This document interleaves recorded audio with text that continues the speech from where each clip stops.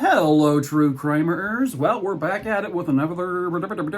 Keep it in. We're back at it with another compilation video. Yep, this is the remainder of all of my worst deaths imaginable videos that I had. This is going to be, I think, 28 videos long, but not all of them were actually technically part of the worst deaths imaginable series. At the very end, I throw in a few videos that I have in that playlist that many people call one of the worst deaths imaginable, but I made them before I started this series, so you know how it is. So you're getting 3 bonus videos at the end, technically.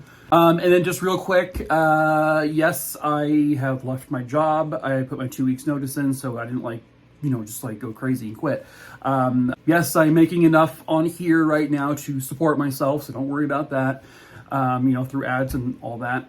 So, the remainder of this week, I want to focus on getting if I can get all the compilation videos I need done over here this week, then I will try to get that done, so that starting this coming Sunday, which is January 15th, 2023, if you're watching this in the future, how am I doing? Am I still doing this? Am I alive? Am I good? I don't know. Did I win an Emmy or an Oscar or anything? You can just... probably not. I don't know why I would win any of those for doing this, but... So you will still be getting my normal Sunday and Wednesday long-form true crime videos, and then Monday and Tuesday, you're going to get just short-form videos, so under 10 minutes. And then every Saturday evening, I think around 6 p.m. Arizona time, I will do a 2-hour live stream. So therefore, I got 5 days worth of content stuff. And then the other 2 days, I'm taking for myself, gonna play video games, watch movies, watch TV shows, laugh, whatever, and separate myself from all of the doom and gloom. So, anyway, that's what's coming up. Okay, so without further ado, here are 28 more videos featuring some of the worst deaths imaginable. Viewer discretion is advised. No.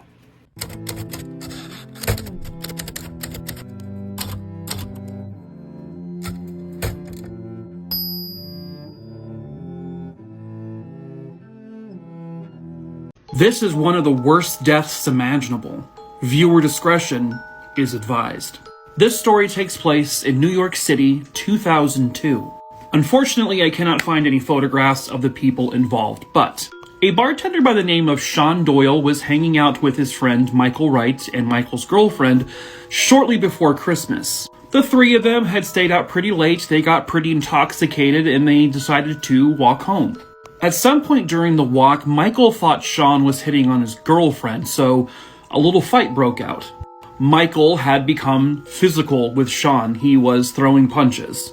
One witness said that he saw someone, quote, getting the shit beat out of him. The man who was getting attacked, the witness said, please don't break my legs. Now, this fight was near a manhole cover, and it was open. It got to a point where Sean was either pushed in or he accidentally fell down the open manhole. He would fall about 20 feet below where he would land on his legs. But he didn't just land on cement. He landed into a busted open pipe, and in that pipe was boiling hot water. When the ambulance and firefighters arrived, Sean was still down there and still alive, screaming, I need help, I'm burning. Unfortunately, the steam that was coming out was up to 300 degrees. So firefighters were not physically able to go down there. Sean continued to scream in agony, and about 4 hours later, they were finally able to go down to the bottom of the ladder. But by the time that they got down there, Sean Doyle was dead. His body temperature maxed out on the thermometer at 125 degrees. But they suspect the temperature was much, much higher than that because the thermometer they had only went up to 125 degrees. The coroner who did the autopsy said that Sean, unfortunately, was steamed alive, essentially like a lobster. She said that his body was leathery to the touch. She also said his body had been twisted and it was gleaming with beads of clear water. The upper layer of his skin had begun to peel off. His mouth had turned completely black and his eyes were completely cloudy. He died in one of the absolute worst ways possible, and it took quite a long time. I understand that they weren't able to go down in the sewer in fear of them also getting burned by the steam, but I don't know why they didn't devise some kind of pulley system or something to throw down there to lift him out. I don't know. Unfortunately, there are very few details on this story. Imagine being trapped hundreds of feet below the ocean's surface. I don't even want to imagine that. Hello, true crimerers. This is another worst deaths imaginable. Viewer discretion is advised. In October of 2011, off the coast of Iran, a team of maintenance people were working on an underwater pipeline. They went out on the DSV Kusha 1, and on board that day were about 73 people. Of those 73 people, there were 6 trained divers from India. Now, I don't know exactly why this happened, but many people are saying it was likely due to a cargo overload. But this vessel would capsize, and within minutes, it sank to the ocean floor. When this occurred, unfortunately, the 6 divers were inside of a saturation chamber, and they were in there for depressurization. So when the vessel sank, so did this. The saturation chamber would find itself roughly 250 feet below the ocean surface. Now, a rescue operation took place immediately, of course. 60 of the 73 people on board were rescued. The other 13 were missing. A few days later, unfortunately, they would find the saturation chamber with the 6 divers inside, and they unfortunately were deceased. I believe they would also end up finding the remaining people as well. In the saturation chamber, they did not have a lot of oxygen to begin with. But with this saturation chamber being fairly compact and with 6 people in there breathing in the oxygen, eventually the oxygen would run out, which would then lead to carbon dioxide poisoning. When the carbon dioxide poisoning would begin, you would start to get headaches, dizziness. You would become nauseous, you would start vomiting. Your breathing and your heart rate would escalate quickly. You may even start having convulsions. And you would also be gasping desperately for air. And in their case, the oxygen that wasn't there. So not only were these men trapped in a very small container, which is already triggering my claustrophobia, surrounded by nothing but dark water and this capsized vessel around you, they then had to slowly deal with losing oxygen and then all of those symptoms I listed. It would be an incredibly uncomfortable and likely very painful and slow way to die. They were found a couple of days after the ship capsized, so it's unclear how long they survived. And their cause of death, by the way, was carbon dioxide poisoning. It wasn't anything from the actual ship capsizing. I don't know, I guess I just hope they slowly fell asleep and didn't feel much. The image you are seeing behind me is that of the final moment of a deep-sea diver's life, as he would record his own worst death imaginable. This is the story of Yuri Lipski. Viewer discretion is advised. If you are anything like me, then deep waters terrify the living daylights out of you. But for many people, this is a thrill. Such is the case of 22-year-old diver Yuri Lipski. He was a qualified scuba diver, and he loved a challenge. And the Blue Hole, which is in the North Sea near Egypt, presents quite a challenge. The underwater life is vibrant and colorful. The coral formations below are something that should be marveled. To many divers, this is the dive of a lifetime. About 184 feet below the ocean's surface is something called the Arch. And it's a horizontal tunnel that leads from the vertical shaft of the Blue Hole, which goes to the open sea. And then the very bottom of this is a little over 300 feet deep. On April 28th, 2000, Yuri Lipski would begin his dive into the Blue Hole, and he would not come back alive. As part of the gear he was using, he had a camera strapped to him to record this incredible adventure.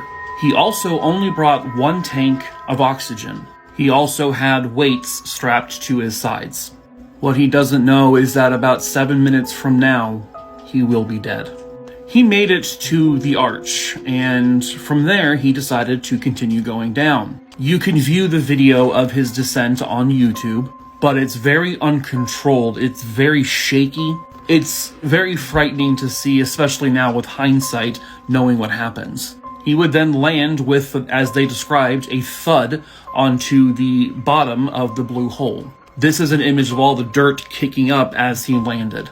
They believe he was now suffering from nitrogen narcosis, which happens when you're breathing air under extreme atmospheric pressure.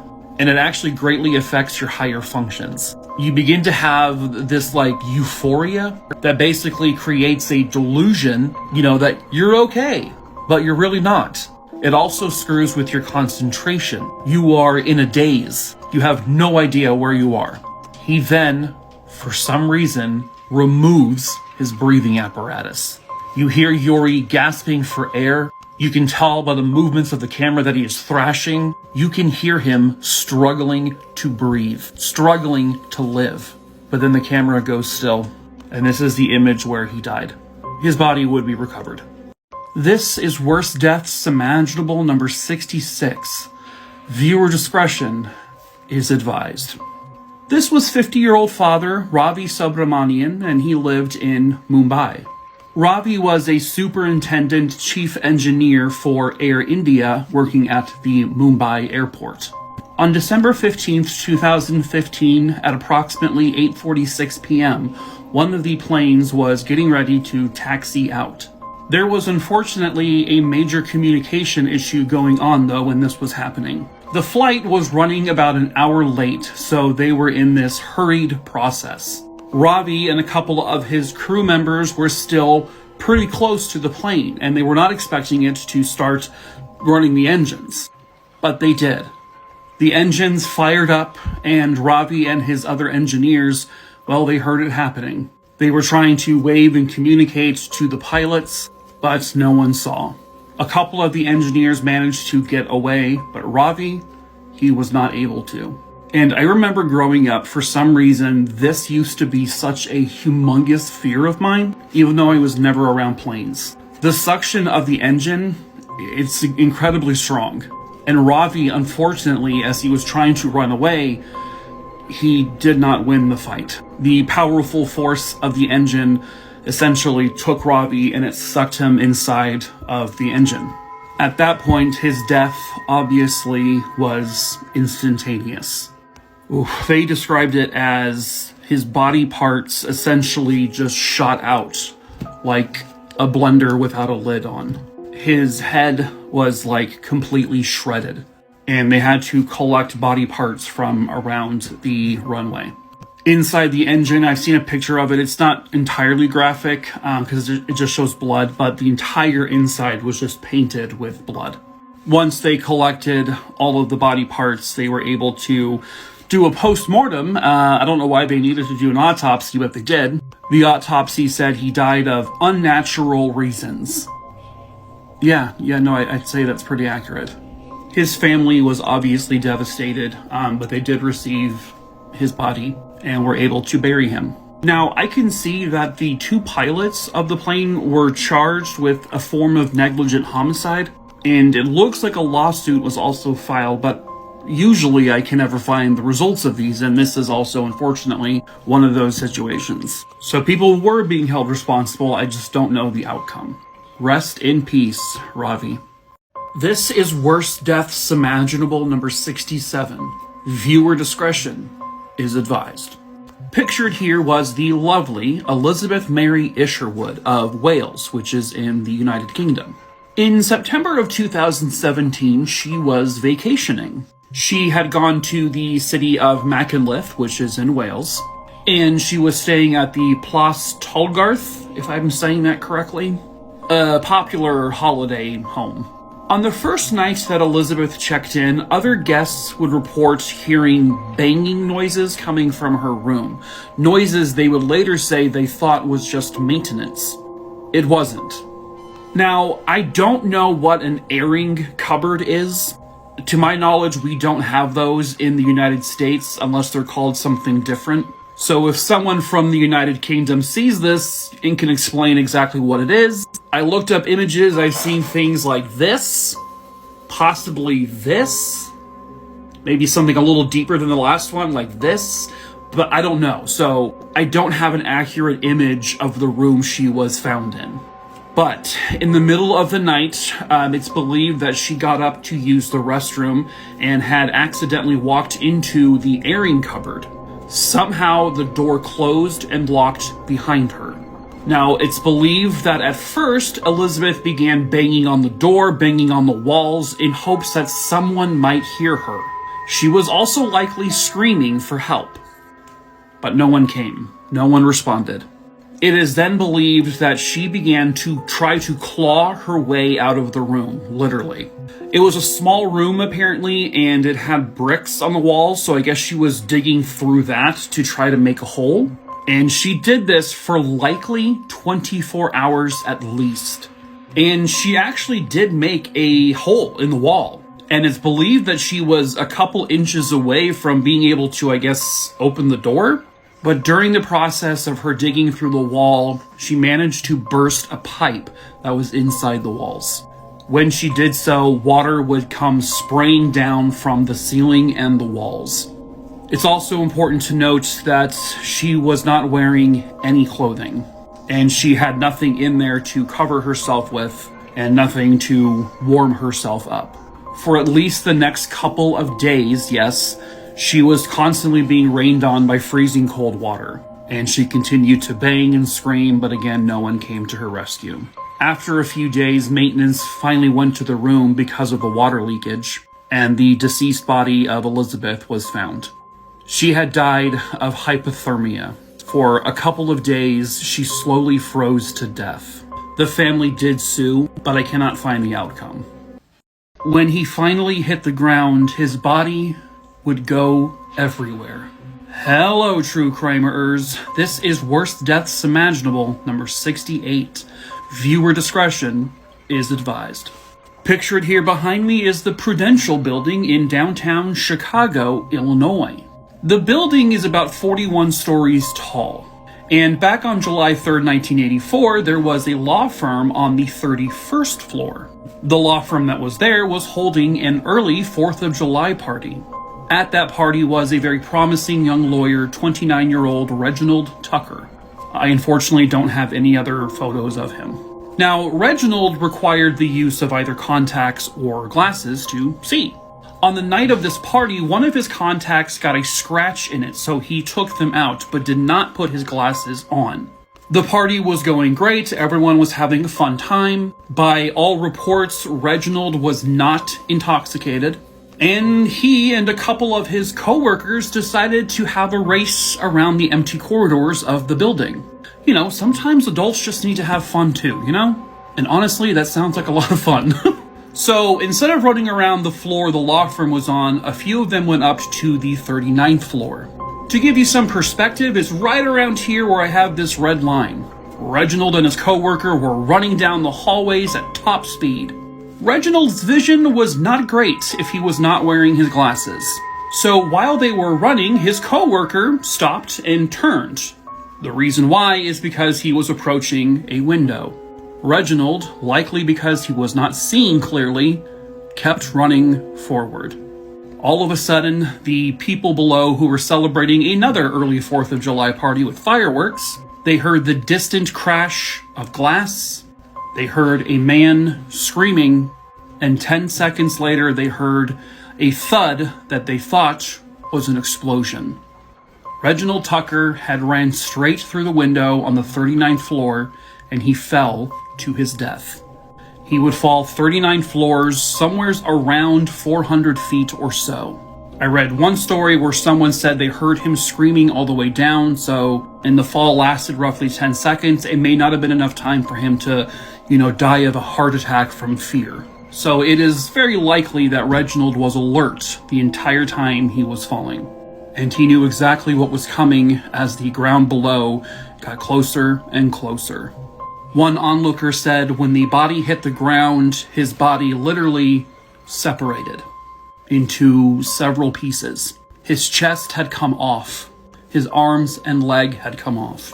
And blood shot out like a bursted water balloon. I've never been afraid of heights, but okay, maybe now. This is Worst Deaths Imaginable number 69, and fucking Christ, I saw the video of it happening. And I'm like legit sick to my stomach. So, viewer discretion is advised. This was 30-year-old Sam Waisbren. He and his family were originally from Milwaukee, but he had recently, by 2019 at least, moved to New York City. He worked in software sales, and he was just a joy to be around, according to his friends and family. Sam was just a regular guy, a good person, and in an instant, all of that was gone. I do want to warn you that this is a death caused by an elevator, so if anyone has issues with that, just letting you know. In August of 2019, Sam would be inside the Manhattan Promenade, and this was on 3rd Avenue near East 25th Street. At approximately 8:15 a.m. on that August 2019 day, Sam was on an elevator. I can't show him, but he was right here in this elevator. The elevator stopped. Everyone who was on there got off. Sam was one of the last ones. When, for some reason, the door didn't close, but the elevator started to go down. All of this happened as Sam was trying to walk out of the elevator. When this happens, you can see him grabbing the edge, the wall of the elevator on the outside. But then one of the most horrific images I think I've ever seen in my life, Sam would get pulled in, sucked in. This would be between the elevator and the inner wall of the building, where there is virtually no gap. A very small gap, at the least. You see him completely fold in half. I mean, his legs and his head they're just... And then he just gets dragged down the wall in the elevator. Now, you don't see any blood in the video, but this was just one of the most horrific things I've ever seen. I can't imagine what Sam was thinking in that split moment. I guess a report would show that the door zone restrictor thing, I guess it was tampered with. And apparently the building just didn't really repair it. At any rate, Sam was crushed to death. His chest had been completely compacted to the point where he instantly couldn't breathe. And the only thing I could think of when I saw that footage was, dear God, I hope it was instant. I know his family filed a wrongful death lawsuit and has sued the building, but I can't find the outcome of that. And that's actually pretty common, that we don't ever get to know, because usually it's private. Man, what a horrible way to go. Worst Deaths Imaginable, number 70. Viewer discretion is advised. Unfortunately, this story is very scarce on details, and I do not have a photo of the victim. This story is about 19-year-old Wesley Mitchell, who was originally from Vermont. He was studying at Sewanee, the University of the South in Sewanee, Tennessee. He was a super active athlete. He played across multiple sports, including football, lacrosse, kayaking, and he was just a really loved person. On October 10th, 2001, Wesley was with some friends, and they were apparently trying to pull off some sort of prank, and this was going to be at the Templeton Library that was near the campus. The group managed to get inside the library after it was closed, and part of the prank allegedly was to go down what they thought was the laundry chute. It wasn't. 19-year-old Wesley Mitchell went first. He would slide down the chute, expecting to land in some sort of laundry cart, but instead, he landed in a trash compactor. Immediately after he fell inside, it triggered the sensor. The sensor to make it start running. And I don't know if any of you have seen how a trash compactor works. Like, my work has one very similar to this, where it kind of slowly just compresses everything that's in there. Think of it like that famous scene from Star Wars as the walls are closing in on one another. This is what was happening to Wesley. He apparently was in a position where he could not climb out or crawl out, and the compactor side was just slowly coming towards him with no escape. His friends would immediately run from the library and try to contact police, but by the time anyone got there, it was far, far too late. Wesley had been crushed to death, and the truly agonizing part of this is he literally had to sit there and wait for his death. He watched it come towards him with nothing that he could do. And then he likely had to feel it for at least a few moments as that metal wall was compacting him against the other metal wall. These things are very strong. They're powerful. They could pretty much completely obliterate a human body. Like, I witnessed them just destroy full-on furniture pieces. Having to sit there and wait that agonizing minute or two as that came towards you, I can't even imagine the level of fear that had to be running through him. But let it remind you to always act responsibly. No prank is worth anyone's life. This is Worst Deaths Imaginable number 71. Viewer discretion is advised. Pictured here behind me is the typical design of railings in Xi'an, China. There has been some debate over the safety of these railings. As you can see here, the little gap is only about 7.5–8 inches. And there had been concerns about people possibly getting their head stuck in them if they were to fall. And that is exactly what happened in March of 2016. A woman by the name of Lili was 7 months pregnant with twins. It was a warm day in Xi'an, and she had been approaching like a busy street, and one of these fence railings was there. Some pedestrians would later recall that she appeared to be a little out of sorts. She seemed a little dizzy, and when she got to the fence, she had begun to kneel down just to kind of collect herself. And then she fainted. And she fainted right into the gap of the railing. Her neck would slide perfectly down the 7 or 8 inch gap. Now, I can't show her, but pedestrians nearby were trying to pry the railings open. They were making attempts to kind of pull her out, but the railings, which are solid metal, they weren't budging, they weren't moving. For roughly 20 minutes, this poor woman agonized. She was slowly suffocating because the railings were essentially compressing her neck. Essentially, it was squeezing her throat as if someone was strangling her. And this was going on for roughly 20 minutes. That's how long it took police and an ambulance to arrive on scene. For 20 minutes, this woman choked to death, not only fearing for her own safety, but for the safety of her twin babies. When the ambulance finally arrived and they got to Lili, her eyes had rolled to the back of her head, and so they pronounced her as deceased. Sadly, during the same time, the twins were also losing air, and they did not make it either. Believe it or not, this actually wasn't the first incident, and it wasn't the last involving these types of railings. The public obviously has grown very concerned about these railings, but I don't know, unfortunately, if they are taking any actual action to correct the issue. But that is one hell of a way to die. I would not wish that on anyone. This is Worst Deaths Imaginable number 72. Viewer discretion is advised. Pictured here is the Algo Center Mall, which is located in Elliott Lake, which is in Ontario, Canada. Now, on the roof of the mall was a parking lot that was not built to code.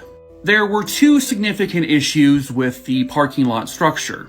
One, they did not create any sort of waterproofing, and then there was a structural issue with the hollow core slabs. Now, there were red flags over time. The roof had leaking issues. There were the occasional, structural concerns. But they always just repaired it with very basic patchwork. All of that would lead to something horrific. On the afternoon of June 23rd, 2012, at approximately 2:20 p.m., the roof would collapse. This is a CCTV image from just before it happened. You can see here in this aerial photo, this segment is where it collapsed, and there were cars parked there. This is an image of the calm before the storm inside the mall. And then here is a moment from just as it was happening with a giant dust cloud coming in. When the roof collapsed, it then broke through the upper level flooring of the mall. So therefore, it collapsed as well. Giant slabs of concrete and metal beams would just collapse on everything. The rescue operation would begin immediately. Moving these giant slabs of concrete was nearly impossible, but they were able to save a large amount of people. There were 22 non-fatal injuries, which honestly sounds kind of lucky because it could have been a lot more. 74-year-old Dolores Perazzolo would not be so fortunate. She was there at the mall shopping, and it's believed she died instantly. The same could not be said for 37-year-old Lucy Aylwin. She had just started working there a week prior in a lottery booth. Covered about 4 days later, but Lucy was alive and under debris for 39 hours. Large portions of the roof, metal beams had landed on top of her, but they know she was alive because they heard her voice asking for help. They also know she was tapping on the debris to help signal where she was. And then search dogs would also indicate that there was a living person in that area. But it was like impossible to get to her. They tried, but they just could not get there safely. But after being crushed for somewhere around 39 hours, she would finally succumb and she would pass away. A lawsuit was filed, but the outcome is private and no one was held criminally responsible. For 6 minutes, the camera would pick up the audio of their death screams that no one would ever hear as they were slowly being eaten alive. Hello, true crimerers. This is Worst Deaths Imaginable, number 73. Viewer discretion is advised. Pictured here was Timothy Treadwell. He was a bear enthusiast, an environmentalist, and a documentary filmmaker. For 13 summers, he would live amongst the bears at the Katmai National Park and Preserve in Alaska. He would eventually become known as Grizzly Man. This was largely due in part to the very popular Grizzly Man documentary by Werner Herzog, which was about the life and work of Timothy. Timothy would eventually start dating a woman by the name of Amy Huguenard. She was not fond of the bears. She was terrified of them, understandably. But she still joined him on his little expeditions to the Katmai National Park. Now, they were there at the end of September of 2003, and they had actually left the preserve, but when they got to the airport, there was an issue with a ticketing agent, so Timothy decided, you know what, we're going to stay here an extra week, and they went back to their campsite. On October 6, 2003, their air taxi was supposed to pick them up, but when they got there, Timothy and Amy were nowhere to be found. So the pilot went to their campsite, and they found this. Their tents had been trampled over, but more disturbingly, he found a pile of mud and grass and human remains. There was an arm protruding out of the pile. In the tent, they also found a camera. On that camera was the recording of 6 minutes of horror. What is believed that happened was that on the night of October 5th, 2003, there was a very hungry bear in the area, and it was foraging for food. You could hear the sound of the bear on the audio, but it was disturbingly quiet for the most part. But at some point, it attacked Timothy. The bear would grab him by the head, and you could hear on the audio him screaming, saying something along the lines of, "I'm being killed out here." Amy, screaming from inside the tent, said, "Play dead, play dead." Timothy could then be heard screaming, "It's not working." Timothy's gurgling screams were recorded as Amy is screaming, fight back, run away." You can then hear the audio of her grabbing something like a frying pan and trying to strike the bear. And then Timothy could be heard moaning. And then he would say, "Amy, get away, I'm dying." He knew he was about to die. The scariest part is that he was being mauled to death by the bear, and he was awake and alert for the entire attack. His limbs were being ripped off of his body. Eventually, the bear would kill him. As Amy tried to get away, the bear obviously grabbed her and took her away. The bear nearly consumed all of them. They would only find Timothy's head and just limbs of her body. The bear was later found and shot dead. Can you imagine falling into boiling hot liquid? This is Worst Deaths Imaginable, number 74. Viewer discretion is advised. I do not have a photo of the victim, but in April of 2006, 58-year-old Gillian Bland and her husband had traveled to the Azores for a vacation. The two of them were visiting from Warwickshire, England. Now, the Azores are made up of volcanic islands, this being one of them. And scattered around the Azores are going to be like little volcanic pools. The water essentially being boiling lava hot, and are not meant for people to go inside, obviously. So the Blands in April 2006 were sightseeing around the area, taking photos. They were there visiting with friends. Mr. Bland had just recently recovered from heart surgery, so this was supposed to be a super relaxing trip. Gillian Bland wanted to take a photo of her friends and her husband. So she is gearing up for the photo, and she's kind of backing up to get everyone into frame. Apparently, as she started to back up, she would fall into one of the muddy volcanic pools, and she would be fully submerged in there. When she did so, a huge sulfur cloud basically just filled the entire area up. The husband, whose name is John, and the friends could not see a thing, but they could hear Gillian screaming and calling out their names. And the screams allegedly were something from a horror movie. They began to approach the volcanic pool, couldn't see anything, and they had to wait for the cloud to eventually dissipate. When it did, Gillian was hanging on to the edge just for dear life, screaming. And really all they could see were like her hands and kind of like her face. But other than that, she was fully submerged in the boiling water. They managed to pull her out, and they all had like bottles of cold water, and they just started dumping as much water on her as they could to try to cool her body off. But the burns were immediate, and they were bad. And by the way, if you're wondering, were there barriers around these pools? No, just like rocks and boulders.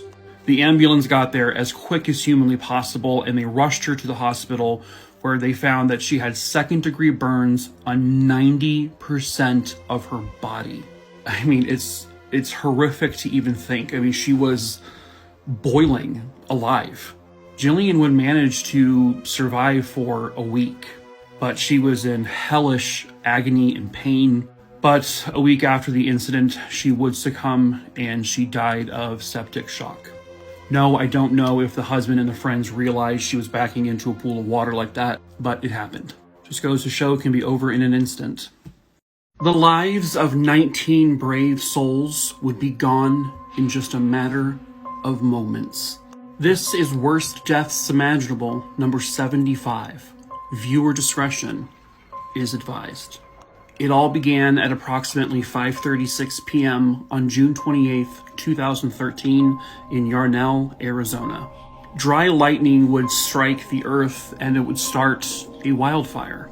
Yarnell is a very, very small town, and it's about 80 to 90 miles away from the city of Phoenix. Firefighters were obviously called in to try to put the flames out, but it kept getting bigger.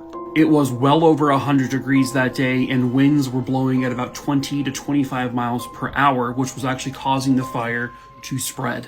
They would describe this fire as having very erratic behavior, very unpredictable, and a lot of that had to do with the strong winds. Just a couple days later, by July 1st, the fire had become massive. It took over 8,000 acres. All of the communities in the area, of course, had to be evacuated. By the end of July 3rd, the fire had been about 45% contained, and this was because they had about 400 firefighters working on this. But a few days prior to this, a horrible tragedy would take place. Going back to June 30th, which was just in the first couple of days, the nearby Prescott fire station would have their Granite Mountain hotshots come in. The hotshots had consisted of about 20 firefighters. Their names were Andrew Ashcraft, Robert Caldwell, Travis Carter, Dustin DeFord, Christopher McKenzie, Eric Marsh, Grant McKee, Sean Meisner, Scott Norris, Wade Parker, John Person Jr., Anthony Rose, Jesse Steed, Joe Thurston, Travis Turbeville, William Warnicki, Clayton Whitted, Kevin Wojcik, and Garrett Zupager. Their lookout area had initially been where that red arrow was, but the fire obviously pushed them back.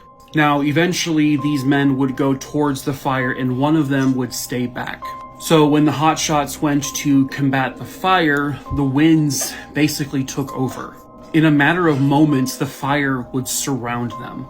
There was evidence that some of them tried to deploy these little fire shelters, but the temperatures that engulfed them were over 2,000 degrees. And because of the winds, the fire then basically circled them and trapped them. And the 19 men would be trapped where this memorial is now, and the fire would slowly enclose on them, and for at least a few minutes, they were burning alive. And the 19 names I listed were all of the fatalities. They went in heroes, and they will always be remembered as heroes. Imagine being stuck and dying in your own home, and nobody would find you. This is Worst Deaths Imaginable number 76. Viewer discretion is advised. Pictured here was 38-year-old Mariessa Weber of Florida. She was a very petite person. She was about 5'3" and just under 100 pounds. On the evening of October 28, 2006, Mariessa would walk into her home, say hello to her mother, and then go into her room. And then she was never seen again. The next morning, her mother realized she was gone. Her sister hadn't heard from her, hadn't seen her. Nobody else that she knew had seen her. They looked over the entire house, including her bedroom, but did not find her. So she was reported missing to the Newport Richey Police Department. And at first, people thought maybe she was kidnapped. Maybe she fell into the wrong crowd. She did have a history of drug use. The issue with that was there was no forced entry into the home. There were no signs of forced entry into her bedroom. There were no signs that a struggle took place. It's literally as if she just evaporated into thin air. Several days would go by and the mother and the sister would notice that there was some very strong smells permeating throughout the house. They attributed this to rats that may have died in the walls. I guess this was an issue. Several days more, the smell gets worse. The sister decides to go into Mariessa's bedroom once more and begins to look around, when she notices something strange from behind a bookshelf.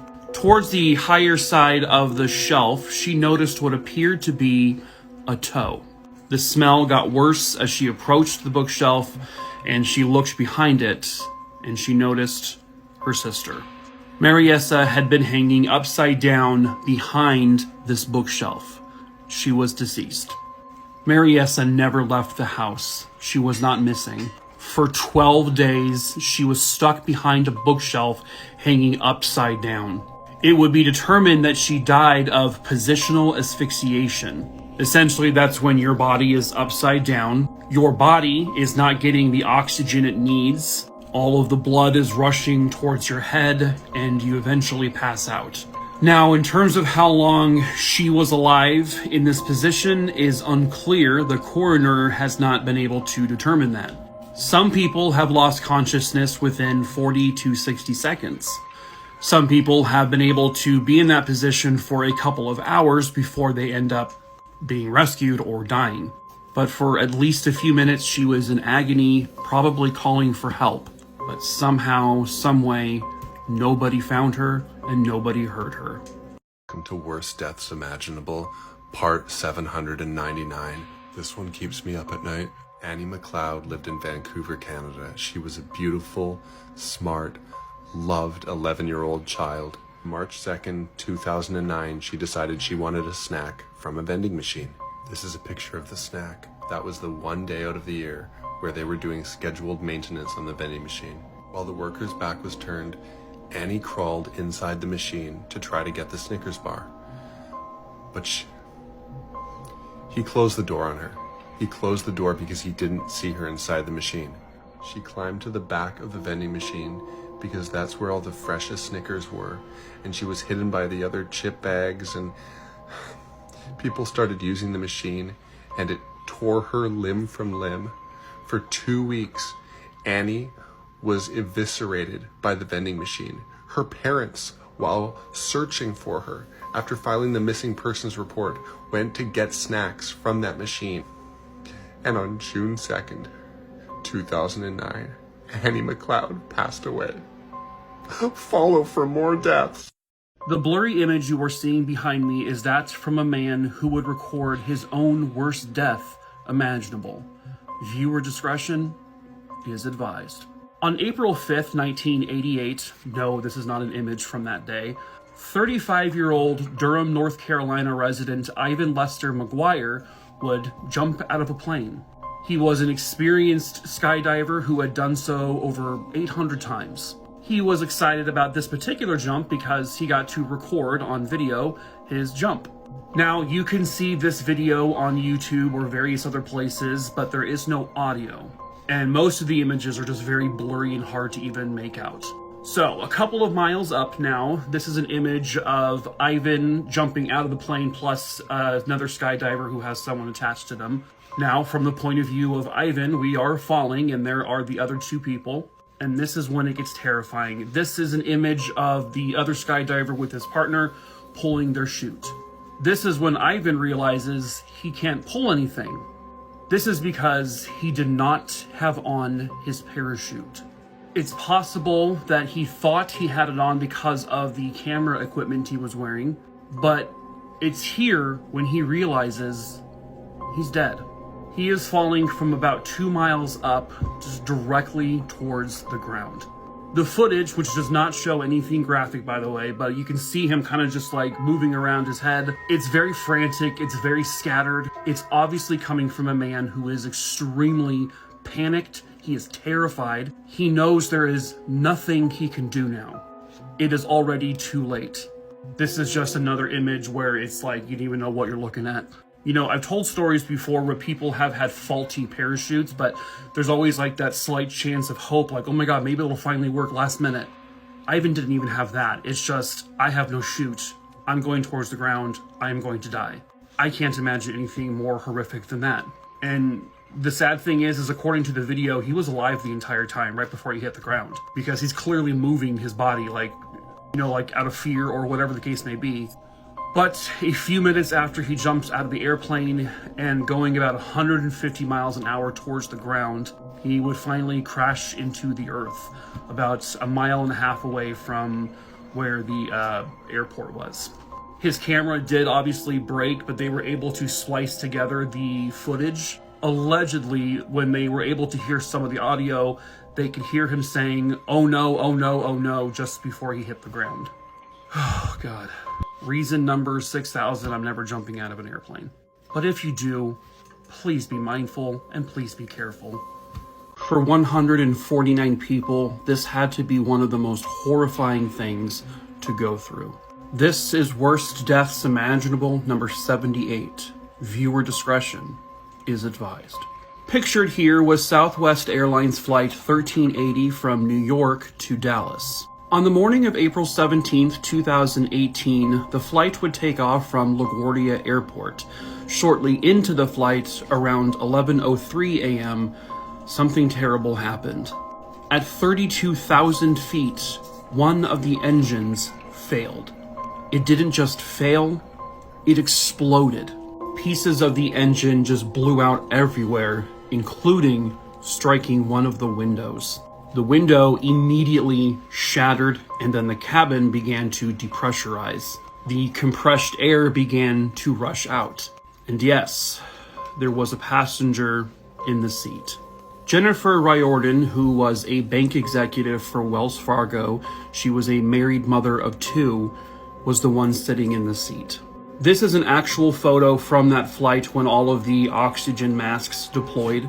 And this is all happening when a nightmare is going on with Jennifer. The moment the window shatters, again, the cabin depressurizes. And Jennifer, who was seatbelt in, she was sucked partially out of the window. One of her fellow passengers was able to grab hold of her so that she did not fly out. Unfortunately, this still would not save her life, because chunks of the now exploded engine were still breaking off, and Jennifer, while she was out of the window, was struck by several pieces of the plane's engine. She was struck at least 3 different times in her head, her neck, and her torso, causing extreme blunt force trauma to her body, all while she's still halfway out of a plane 32,000 feet in the air. An absolute nightmare, no matter which way you look at it. Jennifer was eventually pulled back in. The plane was then able to make an emergency landing in Philadelphia, but Jennifer would be pronounced dead at the scene. For what it's worth, she was the only fatality. It could have been so much worse than that. But thankfully, the pilots of this plane did an amazing job saving the passengers of this flight. This is the damage of that plane's engine. I'm already petrified of flying, but this, like, I knew plane engines could fail during a flight, but explode and then smash the windows open? I think from now on I will just walk across the country if I need to. Jesus Christ. Whew, this one's bad. This one's very bad. And I want to give you a trigger warning because this does also deal with self-unaliving. But hello, true crimerers. This is Worst Deaths Imaginable, number 79. Viewer discretion is strongly advised. I don't have a photo of the victim of this story, but the story is about 50-year-old David File. He lived in Southampton in England, and he had been living here at these flats for roughly a decade or so.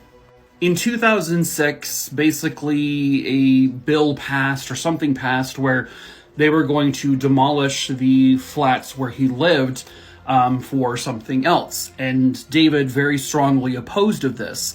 He was given opportunities and given many suggestions. He was given lots of help as to relocate, but he was just like not having it. He did not want to leave. They ended up having to go to court and repossess the property from him, and he was basically being evicted. On July 5th, 2008, after his parents could not get a hold of him, they had called the owners of the building to send in someone to please go check on him. Eventually, police were brought in, and they had to break the door down, and when they did, there was blood sprayed all over the walls, the ceiling, the floor.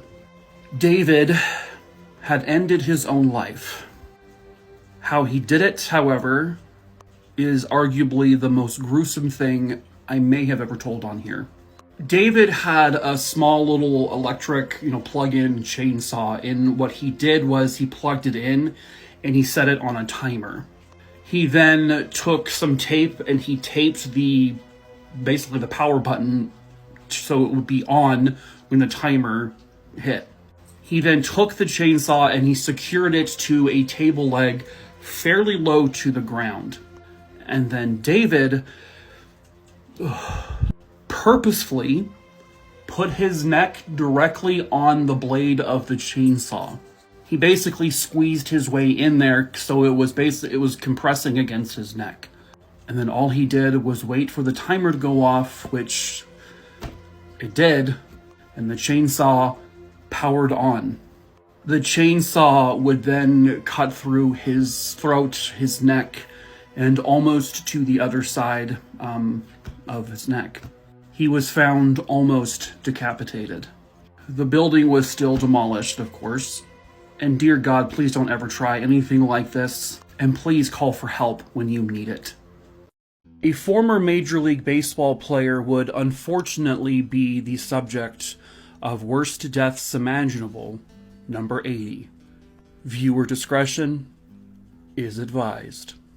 This was former Major League Baseball pitcher Mark Fidrich. He pitched for the Detroit Tigers between 1976 and 1980. He quickly rose to fame when, in his rookie season, he pitched to a 19-9 record with a minuscule 2.34 ERA, and he threw 24 complete games. Mark was a two-time All-Star that unfortunately had to cut his career short in 1980 due to injury. He was nicknamed the Bird. After retiring from Major League Baseball, he would go on to work on farms, and he operated dump trucks as a contractor to transport gravel to and from places. It was working on this dump truck that led to his unfortunate death. Now, I don't know anything about car mechanics, but this is a power takeoff shaft, I hope. On April 13th, 2009, Mark was working in this area of his dump truck, and he was alone when this was going on. Several hours later, unfortunately, some friends would come by and discover that Mark was deceased directly underneath this takeoff shaft. This is not an actual photo of his incident, but this is an example. What had happened was that as he was working on the power takeoff shaft, I guess it was spinning, and his clothing got stuck in this, and it rotated so tightly that it actually ended up strangling him, and he suffocated. This was not an instantaneous death. He was likely struggling for some time. He was being strangled, slowly. He was likely struggling for at least a few minutes before he would pass away. The medical examiner would, of course, rule this as a very tragic accident. Apparently, getting clothing caught in these things is somewhat of a common issue, so I would just say please be careful if you are ever working on something like this. But hopefully Mark Fidrich is now resting in peace. This is Worst Deaths Imaginable, number 81, and we are once again going to an elevator. Viewer discretion is advised. So for today's story, we're going to Taiwan, and specifically at Ilan University. Now, this is another story that you can see the footage online, so please be mindful. It is not pleasant. But a man who was a doctor at the university can be seen walking directly onto the elevator. And then within seconds, the doors close, he falls between the wall and the floor of the elevator. And the elevator begins to descend. I can't show you the following images for obvious reasons, but the next thing you know, all you can really see is his upper half. He is still alive at this point. And then you can see him pushing his hands against the floor of the elevator, trying to raise himself up. He is struggling to get out of this, but then the elevator continues to descend. And then, all of a sudden, you see him sucked down even more, and unbelievably, he manages to pull out his cell phone to try to call for help. Now, while this is happening, his lower half is essentially being crushed, and he is bleeding profusely. Firefighters arrived, and they were trying everything they could to pull the man out, but he just kept bleeding and bleeding and bleeding, and he was very badly wedged between the wall and the elevator. We're talking like inches worth of space. And unfortunately, he would end up bleeding to death after the paramedics and firefighters struggled for over an hour to find some way to pull him out. And unfortunately, the man did die. And I am convinced that elevators are pure evil, and they were made from the devil himself. This is Worst Deaths Imaginable, number 82. Viewer discretion is advised. Pictured here was Monsieur Blount. So terribly sorry if I said his name wrong. What he did for a living was he repaired vents and vent hoods, like the ones you see in kitchens, you know. Well, on June 25th, 2015, he was called to a public supermarket, which was in Dacula, in Georgia. So he was there to fix the overhead vents above their deep fryer system that they had in the deli. Now, what this public store did was they had like a thin, I guess, wire grate over all of the fryers. And this was meant to be a safety precaution, a cover. When Monsieur got there to fix the overhead vent, the deep fryer was on. It was boiling hot. But it did have the cover over it. So I don't know what went into his thinking, but but he would step on top of the cover of the fryer, and when he did so, with his weight, he collapsed into the fryer. Now, his left leg is what got fully submerged into the deep fryer. He also had injuries because he had fallen, but his leg was submerged in the boiling hot oil for at least a few seconds before he was assisted out of it. Now, he would be rushed to the hospital, and he was in absolute agony and excruciating pain. He was completely alert and awake during all of this. And, we're talking about several hundred degrees worth of hot oil that is burning and frying his own leg. He also had a lot of injuries because when this happened, there was a bunch of splashback of hot oil that landed on his face and other parts of him. I believe the plan was to get him into surgery, but he would never make it. Because of the excruciating heat and the severe damage that was done to his leg, his body would go into shock, and he did not recover from that. He died later that day in the hospital. Again, I don't know why he stepped on the grating without finding out if the oil was on. I don't know what was going through his mind, so I can't speak to that. From what I understand, the family did file a lawsuit against Publix, but the results of that, to my knowledge, have not been made public.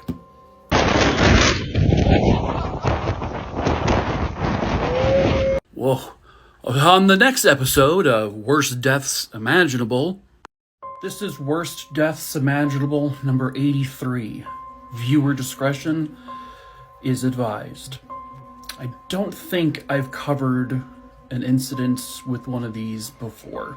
This was 35-year-old Edmar de Oliveira Campos, and he was part of a construction crew in the Brazilian Amazon, and they were apparently paving some new roads. They were using a newer model steamroller, and these tend to be a lot more quiet than the old school ones. So Edmar was, I guess, on the road as this was approaching. For whatever reason, they didn't see each other. And Edmar did not hear the steamroller until it was too late. He tried to run, but I believe the pavement was still kind of wet, so he really couldn't get away. And then, again, I'm not sure why the driver didn't see, but Edmar was then slowly run over by the steamroller, and the stories I read, one of them said he was flattened to death. And then I went down like a rabbit hole of how that could have been. Now in my head I'm going back to like the days of like cartoons and seeing like a flat person. So when I was going down this rabbit hole of looking like what would happen to a person's body, it all kind of just depends on the steamroller, how fast it's going, the level or type of pavement you're on. More than likely, given that the surface he had been crushed over was still very liquidy or softer, it's likely that his bones were slowly crushed, yeah. But apparently your organs, depending on the firmness of the surface, would also basically pop and explode. But in Edmar's case, it sounds like he probably dealt with a lot of bones being just crushed and broken until he died. People have actually survived being run over by a steamroller before, so that to me is also insane. This is Worst Deaths Imaginable number 84, being buried alive. Viewer discretion is advised. Pictured here was 19-year-old friends Elizabeth Nass and Rose Meyer. They were college students who actually attended different colleges, and they lived in Ellicott City, Maryland. On a late August evening in 2012, the two girls were walking around the city sometime around midnight or 1 a.m., and it was reported that they were just sort of drinking and talking and having a good time. This was actually a tweet that they had tweeted just moments before the incident would take place. This is another one where they're showing their feet dangling over a bridge. And it does need to be noted that they were not putting themselves in harm's way. What they were doing here was perfectly safe, and they had no idea what was about to happen would happen. The bridge that they were essentially hanging out on that night was right alongside a train track. Again, being on that bridge was in a position where it was safe to be next to the train that was going. So they were not walking on the train tracks. Now, a train that was carrying thousands of tons of coal would be going past them around that time. For some reason, the emergency brakes of the train were put on, and the train itself completely derailed. When that happened, many of the actual containers carrying coal were completely toppled over, and the thousands of pounds and tons of coal would spill out. Many of it kind of covered up parking lots, but unfortunately for the two girls, they were right next to one of those containers, and the coal spilled completely on top of them. So, unfortunately, right from the get-go, these two teenage girls are being crushed by the coal. But eventually, when they were found, and they were found deceased, it would be determined that their cause of death was actually suffocation. So, they were alive under this massive pile of coal for who knows how long, and were slowly suffocating to death. They were, and this is many people's fears, they were buried alive. Both of their families would end up filing a lawsuit against the train company, and they settled out of court, but the settlement was, as usual, made to be private. But their families were awarded something. During the settlement, it would be revealed that there was a disturbance or a break in the rail line which caused it to derail, which it would eventually be patched up and fixed. This is Worst Deaths Imaginable, number 85. Viewer discretion is advised. In September of 2021, Hurricane Ida would make landfall in Louisiana. There was roughly $75 billion in damages. It took the lives of at least 107 people, and it obviously created a lot of flooding. And in that flooding, you had, animals. In particular, you had alligators now in places where they normally would not be. Shortly after the storm had dissipated, 71-year-old Timothy Satterley had gone out of his home to sort of check on the surrounding area. In particular, he wanted to check on his shed to make sure everything was still there. Just a few minutes after he left the house, his wife reported hearing a loud splash, something like maybe he fell in the water. When she looked outside the window, though, she saw something horrifying. There was what would later they would find out was a 12-foot, 500-pound alligator who had grabbed Timothy by the arm, and then she said it had him in this death roll. Timothy was just screaming and wanted help as fast as he could get it because this alligator had him in its jaws. His wife then went to go grab something to possibly throw at the alligator, and she was gone for maybe 10-15 seconds, and then when she walked back, she saw the alligator take Timothy's arm and just cleanly ripped it off of his body. And then the alligator had appeared to have grabbed Timothy more and just started to pull him. At some point after that, his wife believes that he had then fallen unconscious. Knowing there was nothing she could physically do herself, she would run somewhere to go get help from someone.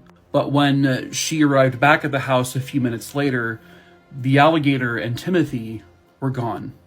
Several weeks later, just by sheer luck, authorities would capture a 12-foot, 500-pound alligator. They trapped the alligator and they shot and killed it. Look, I feel awful for what happened to Timothy. I just never understand why they have to kill the animal. But at any rate, they would do an autopsy on this alligator, and inside they found human remains. I mean, they weren't an actual person anymore. They were completely degraded, but they were able to take DNA from those remains, and that DNA would match Timothy Satterley. So he was, in fact, deceased.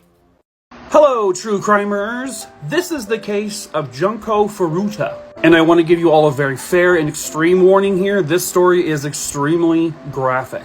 So, viewer discretion is advised. Please be over the age of 18. Thank you. In Japan, this is known as the worst case of juvenile delinquency of all time. Junko was a 17-year-old girl living in Koto City, Tokyo, Japan. Somewhere around 9 p.m. on November 25th, 1988, Junko was riding her bike home from work when she was spotted by 4 teenage boys: Miyano Hiroshi, Joe Kamasaku, Minato Nobuharu, and Watanabe Yasushi. Probably butchered all of those names, but I don't really care because they're all pieces of shit, thanks. Minato ran over and kicked her off of her bike, and then fled. This is when Miyano, pretending to be a good Samaritan, ran over and helped her up. He offered to walk Junko home safely, when in fact he was leading her to a nearby warehouse. And this is when he informed her of his connections to the Yakuza. He sexually assaulted her in the warehouse. He then took her to a hotel and sexually assaulted her again, threatening to kill her the entire time. This is when he called his friends to the hotel, and one of them said, "Hey, keep her there as long as you can so we can all sexually assault her." This group had actually done this before and let the previous girls go. Miyano then took her to a nearby park to meet everyone else. Because they had her backpack, they knew her address, and they threatened to kill her entire family if she tried to flee. The 4 boys then took her to a house where they all sexually assaulted her together. On November 27th, Junko's parents called the police to report her as missing. This is when the kidnappers, they forced her to call her parents and say everything is fine. By the way, this was the home of Minato, the second guy. And when his parents were there, he forced her to tell them that she was his girlfriend. Some of their siblings knew what was going on with her, but they said nothing out of fear. And for 40 days, they sexually assaulted her, tortured her, beat her, shaved her hair, forced her to dance and pleasure herself in front of them. They dripped hot wax all over her body and on her eyeballs. They forced her to drink her own urine. They inserted a lit match into her private part, as well as a metal rod, a bottle, and she was forced to inhale paint thinner. On January 4th, 1989, after losing a game of Mahjong, Miyano decided to beat the living crap out of Junko. They poured lighter fluid all over her body and set her on fire. After 2 hours of being on fire, Junko finally died. They then wrapped her in a blanket, shoved her in a 55-gallon barrel, and poured cement in, where you can see some of her hair.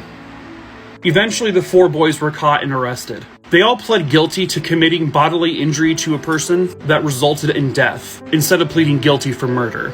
Miyano was sentenced to only 20 years in prison. The rest of them got no more than 8 years. Eventually, they all went free. This is the horrifically shocking case of Tim McLean. Discretion is advised.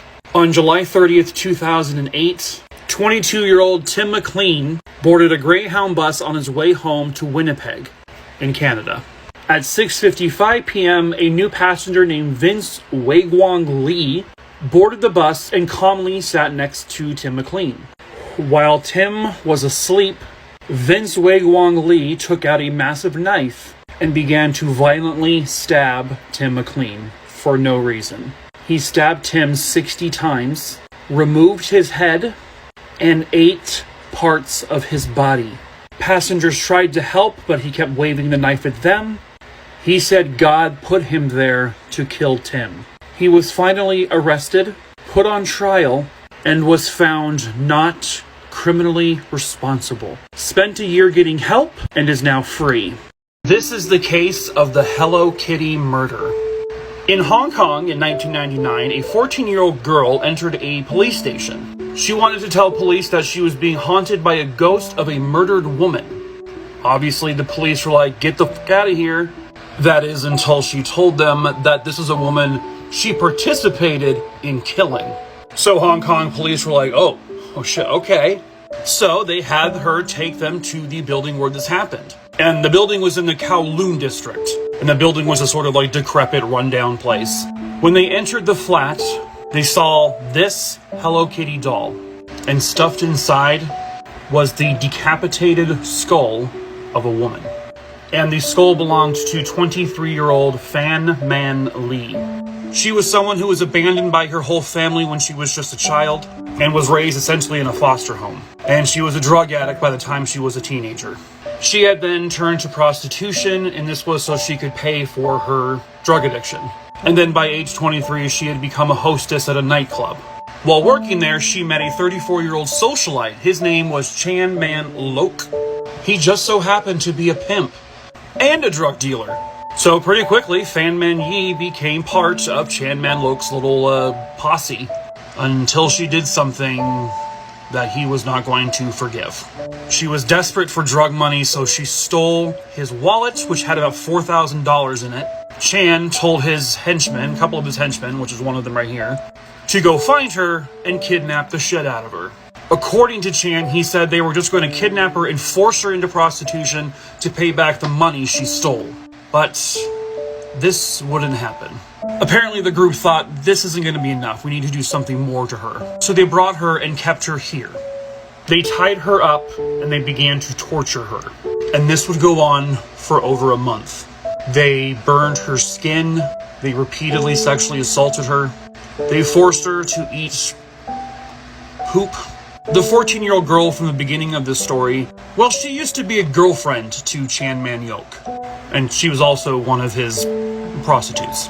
Well, she stumbled across this scene one day and she witnessed him kicking the poor woman 50, 60 times. And the 14-year-old girl joined in by punching her in the head. She would tell police the torture seemed like it was just for fun.